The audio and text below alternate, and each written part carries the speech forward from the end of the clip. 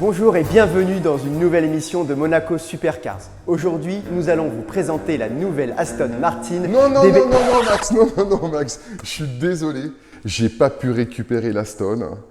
Donc, ce que j'ai fait, j'ai récupéré une autre machine qu'on m'a prêtée, on m'a mis à disposition. Tu verras, c'est le nouveau RZR. Oui, c'est ça, Max. Ça, exactement ça. Tu verras, c'est sans compromis. On va y aller, Max, tu verras. Oui. Là-dedans. Là-dedans, oui. Oui, toi et moi. Oh putain. Ouh là là, d'où Jésus.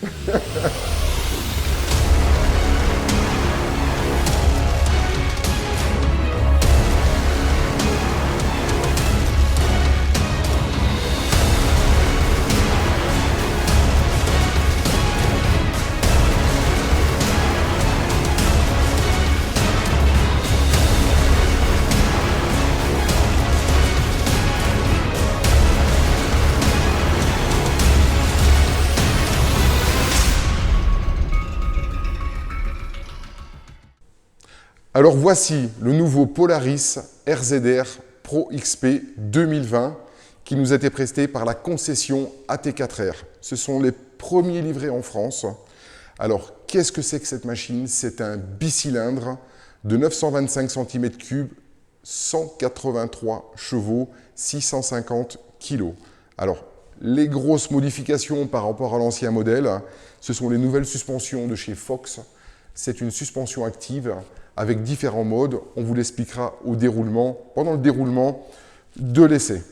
Alors, elle a quelques options. Donc, il y a le toit, les passages de roues, les élargisseurs de roues, le remplissage au niveau des portes pour éviter les infiltrations d'eau et de boue. Il y a les protections de bas de caisse. À l'arrière, il y a une roue de secours avec deux bacs. On est sur des jantes de 30 pouces. Alors à l'intérieur, on retrouve toutes les fonctions comme dans une voiture moderne. Donc au niveau de la colonne, on peut la régler en hauteur et en profondeur. On verrouille. Au niveau du tableau de bord, on a différents modes. Donc on a les indicateurs de température, tour-minute, même l'altimètre et la boussole. On a un système de caméra pour voir les gens qui vous suivent. On a le système comme dans les téléphone, donc les numéros, le répertoire.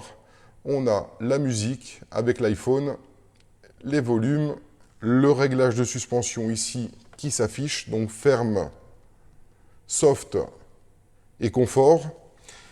Et la grosse différence, c'est qu'il y a un petit bouton ici qui est vraiment très important, c'est-à-dire que si vous voyez un gros trou, vous appuyez dessus et pendant 5 secondes, la suspension devient neutre et vous ne sentez rien.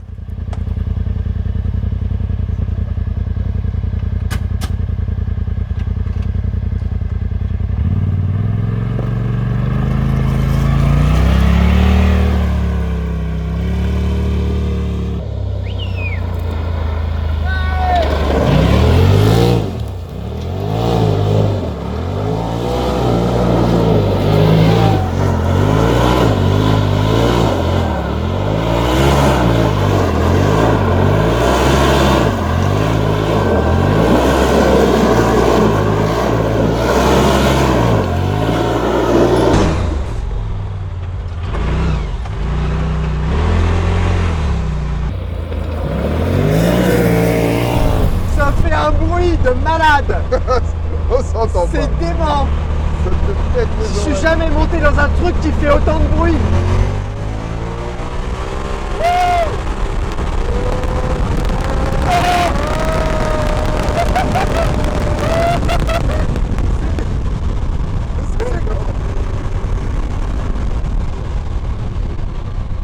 C'est complètement débile. Ah bah hé, si tu t'es pas bien essuyé les oreilles, t'as l'otite direct.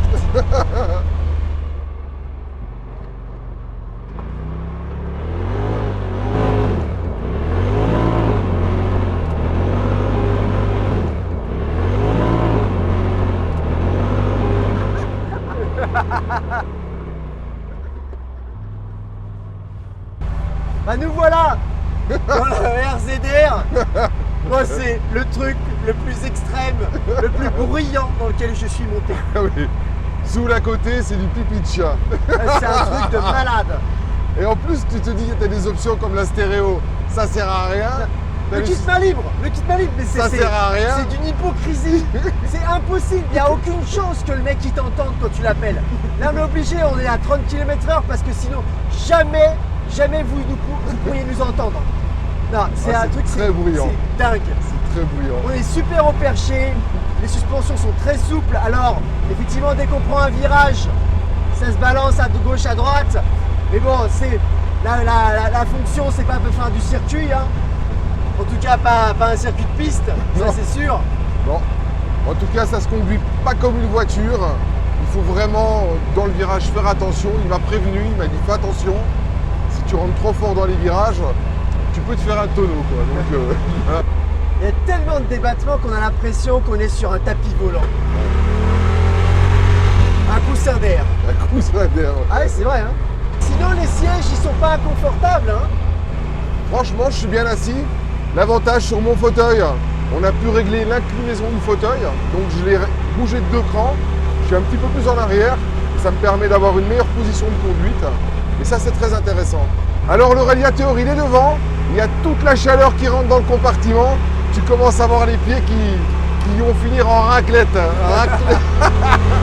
Bon, on rentre dedans. On a le quotient intellectuel qui est divisé par 2. Clairement. Je dirais même par 4. C'est clair. Ça te rend débile. Un vrai jouet, c'est pas une voiture, c'est un jouet.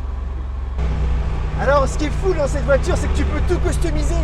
Alors que tu peux rajouter des spots, des phares énormes. J'éclaire tout. Tu peux rajouter un sound system, une sono de malade. Oui. Tu peux mettre un système d'abri avec une énorme tente à l'arrière. Tu peux mettre des chenilles à l'avant pour aller dans la neige. C'est un truc de dingue, c'est un Lego. C'est un jouet. C'est ce que tu veux. En plus, ce qui est sympa, c'est que tu as une bonne sensation de vitesse. C'est très agréable. Alors qu'on roule entre 25 et 50 km/h. On a le pare-brise qui n'est pas encore arrivé.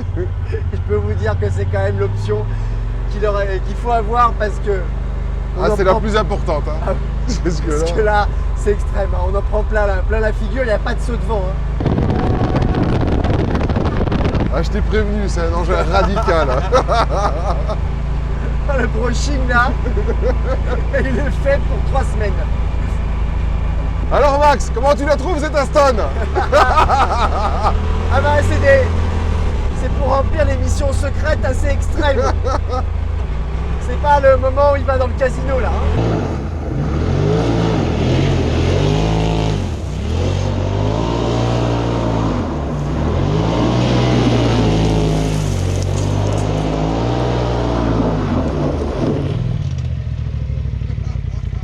Question moteur, qu'est-ce que tu en penses? Écoute, c'est un moteur quand même très coupleux.